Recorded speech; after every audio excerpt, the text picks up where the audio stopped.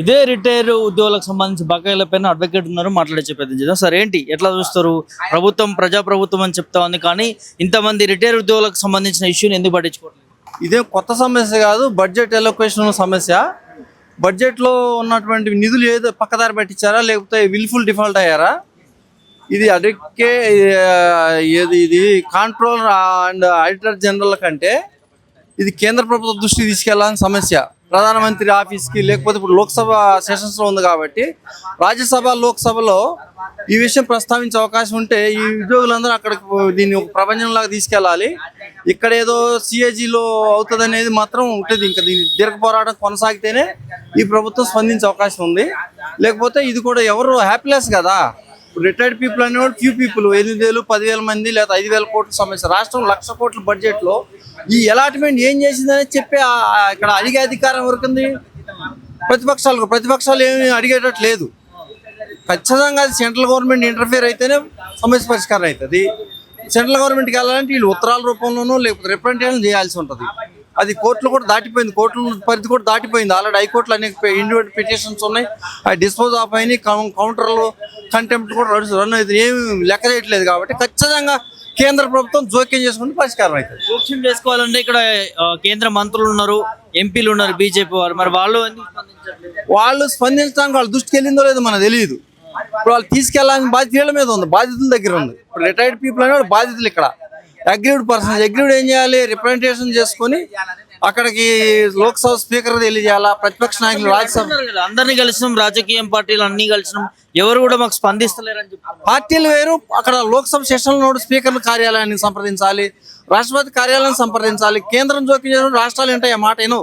ఇప్పుడు అక్కడ నుంచి బడ్జెట్ రిలోకేషన్స్, కమిటెడ్ బడ్జెట్, ఈ అమౌంట్స్, ఈ రిజర్వ్ బ్యాంక్ యొక్క లోన్లు, అటు ఇంట్రెస్ట్లు, పెన్షనర్స్ శాలరీస్, ఇవన్నీ కన్సాలిడేటెడ్ ఫండ్ లాగా ఒక మ్యాండేటరీ కేటాయింపులు ఉన్నప్పుడు ఎందుకు పే చేయట్లేదు? డైవర్ట్ అయినాయా? ఇప్పుడు మైనింగ్ డెవలప్మెంట్ ఫండ్ అని 2016లో కేంద్రం ఒక చట్టం చేసింది. ఆ డబ్బులు కూడా ఏ జిల్లాను దాటిపోవద్దు, ఆ జిల్లా ఖర్చు పెట్టాలి. అవి కూడా ఎవరు లెక్కలేదు ఇక్కడ. అట్లాగే పెన్షనర్ ఫండ్స్ ఏది కూడా ఆడిట్ సరిగ్గా లేదు. కాంప్ట్రోల్ ఆడిటర్ ఏం చేస్తారు? వీళ్ళు ఆడిట్ చేసి తప్పులని నేను చెప్తారు తప్ప వీళ్ళు అమలు జరిపే శక్తి లేదు వీళ్ళకి. ఇప్పుడు గవర్నరా లేకపోతే రాష్ట్రపతి ఎవరో చేయాలి. ఇది చేయాలంటే వీళ్ళ నుంచి కనపడాలి, ఉద్యమం కనపడాలి. ఫ్యూ పీపుల్ వీళ్ళ మీద లెక్క పెట్టడమే వస్తే కాదు. కనీసం 1,000 మంది లక్షల కొద్ది ఉత్తరాలు రాయాలి. అక్కడికి గవర్నమెంట్ ఆఫ్ ఇండియాకి లక్షల కొద్ది రోజు రాయాలి. పోస్ట్ కార్డులు ఉద్యమం లేవాలి లీగల్గా. లేదంటే వెళ్ళి అక్కడ రిప్రజెంటేషన్ చేసి అక్కడ కూర్చోవాలి, పార్లమెంట్ ముందు ధర్నా చేయాలి. అదే ప్రభుత్వం మేనిఫెస్టోలో కూడా పెట్టడం జరిగింది. డిఏలు ఇస్తామని చెప్పి, పిఆర్సీలు పెంచుతామని చెప్పి, అమలు చేస్తామని చెప్పి, సో ఇట్లా చాలా హామీలు ఇచ్చింది. మరి రాష్ట్ర ప్రభుత్వం వైఫల్యం కూడా కనిపిస్తుంది. అది హామీ, ఇది శాలరీ, ఇది పెన్షన్. ఇది ఆల్రెడీ చేసిన సర్వీస్కి వాళ్ళని పెన్షన్. అది పిఆర్సీ అనేది రీజన్ కమిటీలో అవన్నీ దానికి కొంత కార్యక్రమం. ఇప్పుడు సర్వీస్ ఉన్న వాళ్ళకి సంబంధించింది. అది పెన్షనర్లకు సంబంధించి ఏంటంటే వీళ్ళ గ్రాట్యుటీ, పెన్షన్ ఇట్లాంటివి వీటికి దానికి సంబంధమే లేదు. అది ఇది ఎందుకంటే ఇది డిఫరెంట్ ఇష్యూ అయింది. బాధితులకి ఇది ఈ పోరాటంతో పరిష్కారం లభిస్తే ఓకే, లేకపోతే మంది భారీ ఎత్తున ప్రపంచంలో తయారవ్వాల్సి ఉంటుంది. ఇప్పటికీ 29 మంది చనిపోయారు. మరి ఒక 20-30 మంది హాస్పిటలైజ్ అయ్యారు. వారికి రావాల్సినటువంటి బెనిఫిట్స్ రాకపోవడం వల్ల హాస్పిటల్లో బిల్లులు కట్టలేకపోతున్నారు, ఈఎంఐలు కట్టలేకపోతున్నారు. మేము ఈ ప్రభుత్వం వస్తే ఏదో ఎలగబెడుతుంది అనుకున్నాము, తుంటెత్తేసి మొద్దెత్తుకున్నట్లున్నది. మరి ఈ ప్రభుత్వము ఆనాడు మేనిఫెస్టోలో ఏవేవో చెప్పింది, అందులో ఏ ఒక్కటి కూడా ఇంప్లిమెంట్ చేయలేని పరిస్థితిలో ఉంది. ఒక రకంగా ఉద్యోగస్తులను, ప్రజలను అందరినీ కూడా వాగ్దానాలతోని మోసం చేసింది ఈ ప్రభుత్వము, చేస్తూ ఉన్నది.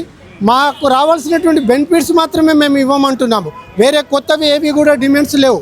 మరి మాకు రావాల్సినవి ఇవ్వకపోవడం వల్ల మా యొక్క జీపీఎఫ్ కానీ, టీహెచ్ఎల్ఐ కానివ్వండి, లీవ్ ఎన్కాష్మెంట్ కానివ్వండి, గ్రాట్యుటీ, కమ్యుటేషన్, ఇవన్నీ కూడా మాకు రావాల్సినటువంటి బెనిఫిట్సే.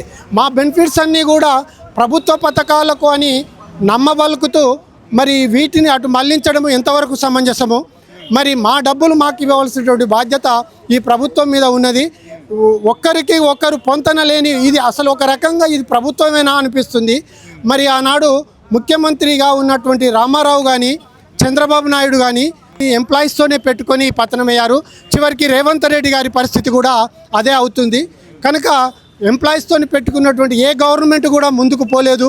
మరి కనుక తక్షణమే వారి ఎంప్లాయీస్కు రావాల్సినటువంటి బెనిఫిట్స్ ఏవైతే ఉన్నాయో అవి ఇచ్చి పిఆర్సీని అనౌన్స్ చేసి రావాల్సిన 5 డిఏలు కూడా ఇవ్వాలని డిమాండ్ చేస్తున్నాం. ఎందుకే మరి మీ ఉద్యోగ సంఘాలు ఉన్నాయి, ఉద్యోగ నాయకులు ఉన్నారు, జేఏసీ నాయకులు ఉన్నారు, పెండింగ్ డిఏల పైన కావచ్చు, పిఆర్సీల పైన కావచ్చు, ప్రభుత్వంతో ఎందుకు పోరాటం చేయట్లేదు? ఏంటి పోరాటం చేస్తామంటున్నారు, చల్లబడుతున్నారు. మరి అది అర్థం కాని విషయం ఏంటిదంటే మరి గతంలో నాయకులు ఇలా లేకుండే ఏదైనా ఒక నోటీస్ ఇచ్చిరంటే దానికి కట్టుబడి ముందుకు పోయేటువంటి వాళ్ళు. మరి ఇప్పుడు మరి వీళ్ళ లొసుగులు ఏమున్నాయో ప్రభుత్వం దగ్గర, అందుకనే వీళ్ళు ముందుకు పోతలేరు. మరి కార్యాచరణ అంటున్నారు, చల్లబడుతున్నారు. కనుక ఈ ప్రభుత్వానికి వీళ్ళు కూడా ఒక రకంగా వంతబాడుతున్నారు. వాళ్ళు వీళ్ళు కలిసి దొంగలు ఊళ్ళు పంచుకున్నట్టుగా చేస్తూ మరి ఎంప్లాయీస్కి రావాల్సినటువంటి బెనిఫిట్స్ను పెద్ద మొత్తంలో మరి ప్రభుత్వము తన దగ్గర పెట్టుకొని వీళ్ళ చావుకు కారణమవుతుంది. ఈ చావులన్నీ కూడా ప్రభుత్వం చేసేటువంటి చావులుగా భావించబడుతుంది. గతంలో కూడా ముఖ్యమంత్రి అన్నాడు, నన్ను ఘోషణ కూడా రూపాయి లేదు, డబ్బులు లేవు, ఢిల్లీకి పోతే దొంగ లెక్క చూస్తున్నారు అన్నట్టుగా రేవంత్ రెడ్డి గారు మాట్లాడారు. ఎట్లా చూస్తారు మరి? రేవంత్ రెడ్డి గారు ఆనాడు మేనిఫెస్టోలో ఎందుకు పెట్టారు మరి ఇది తెలియదా వారికి? మరి ఈ విషయం అంతా వారికి తెలుసు. రాష్ట్రం ఎలా ఉంది, అప్పులలో ఉంది అనేది విషయం తెలుసు. మరి వాగ్దానాలలో సిపిఎస్ను రద్దు చేస్తాము, 5 డిఏలు ఇస్తాము, పిఆర్సీ ఇస్తాము, మరి ఎంప్లాయీస్ అందరికీ కూడా బెనిఫిట్స్ వచ్చేటివన్నీ తక్షణం 6 నెలల్లో ఇస్తామంటున్నారు. ఇప్పటికే 2 ఏళ్ళు అయింది. మరి ఏం చేస్తున్నది ప్రభుత్వము, మంత్రివర్గము? ఇదంతా కూడా ఒక రకంగా మోసం చేయడమే అవుతుంది. మరి రేవంత్ రెడ్డి గారికి తెలిసి మరి అన్ని వాగ్దానాలు ఎందుకు చేశారు? మరి వారు మాట నిలబెట్టుకోవాల్సిన అవసరము ఎంతైనా ఉంది. ఏజీ ఆఫీస్కి వచ్చారు, ఏంటి మీ కార్యాచరణ ఏంటి? వినతి పత్రం ఇవ్వనున్నారు, ఏం చెప్తారు? ఏజీ ఆఫీస్కు రావడంలో ప్రధానంగా 24-25 సంవత్సరాలలో మరి ఈ యొక్క గవర్నమెంటు ఫండ్ ఎలా ఖర్చు పెట్టింది అని వీళ్ళు ఆడిట్ చేసి ఉన్నారు. మరి ఈ ఆడిట్ రిపోర్ట్లో మా పెన్షనర్స్కు, ఎంప్లాయీస్కు రావాల్సినటువంటి బెనిఫిట్స్ ఇచ్చినట్లుగా చూపెట్టినారు. కానీ మరి వీరికి కూడా తప్పుడు సమాచారం ఇచ్చారు. కనుక మరి వీరికి ఒకసారి రిమైండర్ చేసినట్లయితే మరి వీరికి కూడా తప్పుడు సమాచారం ఇచ్చిన గవర్నమెంట్ మీద వీరి పరిధిలో ఏమైనా చర్యలు తీసుకోగలుగుకుంటే తీసుకుంటారు అనేటువంటి ఉద్దేశంతో ఇక్కడికి రావడం జరిగింది. నా పేరు తరగల వెంకటేశ్వరరావు. నేను వరంగల్ డిస్టిక్. నేను నౌకరీ చేసింది జనగామ జిల్లా పాలకుర్తి మండలంలో చేశాను. రిటైర్ అయినా జూలై 24లో రిటైర్ అయినా. నేను జూలై 24 రిటైర్ అయినా. ఈ రోజు వరకు నాకు ఎలాంటి బెనిఫిట్స్ రాలేదు. నేను వెళ్ళినప్పుడు అంటే పైసలు వెళ్ళినప్పుడల్లా ఎన్ని పైసలు ఉంటే అన్ని పైసలు ఒక గోడ, ఒక ఇటుక అట్లా కట్టుకుంటూ రిటైర్ వరకు ఈ పొజిషన్లో ఉంది నా ఇల్లు. ఇప్పటి వరకు నేను ఈ రిటైర్మెంట్ బెనిఫిట్స్ వస్తే ఇల్లు స్లాబులు చేసుకొని ఇందులో నివసిస్తామనే ఆశతోటి నేను ఇంతవరకు వచ్చాను. ఇప్పటివరకు నాకు 1 రూపాయి కూడా నాకు వచ్చే బెనిఫిట్ ఏమి రాలేదు సార్. అందుకోసమని నేను ఇప్పుడు ఇక్కడ ఏజీ ఆఫీసులో అప్లికేషన్ ఇవ్వడానికి వచ్చాను. 40 సంవత్సరాలు. ప్రభుత్వం వెంటనే మా బకాయిలన్నీ రిలీజ్ చేయాలి సార్. వెంటనే రిలీజ్ చేసి మమ్మల్ని ఆదుకోవాలి. ఈ రిటైర్మెంట్ అయిన 40 సంవత్సరాల నుంచి ప్రభుత్వానికి సర్వీస్ చేసి మేము ఇలా రోడ్ల మీద డబ్బులు అడుక్కునే పరిస్థితి తీసుకొచ్చిందంటే ఈ రేవంత్ ప్రభుత్వాన్ని మేము ఎక్కడ ఉద్యోగస్తులు ఎక్కడ ఉన్నా కానీ పోస్టల్ బ్యాలెట్ తీసుకొని ఓటేసినాం సార్. మీరు రావాలని, కాంగ్రెస్ గవర్నమెంట్ రావాలి, మాకు బెనిఫిట్స్ ఇస్తారని. అయినా మా మీద కనికరం అసలు. మేము ఎక్కడ మొన్న ఇందిరా పార్క్లో ధర్నా చేసినా కానీ కనీసం ఏ టీవీలో కూడా ధర్నా చేసినా ఏ టీవీలో కూడా చూపించలేదు. ఏ టీవీలో కూడా చూపించలేదు సార్. ఏ వార్తలలో, ఈనాడు వార్త, ఏ వార్తలలో కానీ కనీసం ధర్నా చేశారు వీళ్ళు రిటైర్మెంట్ ఉద్యోగాలు అనేది చూపివ్వలేదు. అంత దరిద్రంగా తయారైపోయింది సార్. మేము అంటే రిటైర్ అయిన వీళ్ళతో ఏం పని కాదు అనే ఆలోచనతోటి ఉన్నట్టున్నారు గవర్నమెంట్. మాకు కూడా ఒక టైం వస్తుంది సార్. ఆ టైం వచ్చినప్పుడు చూపిస్తాం. అదే కదా మా దరిద్రం.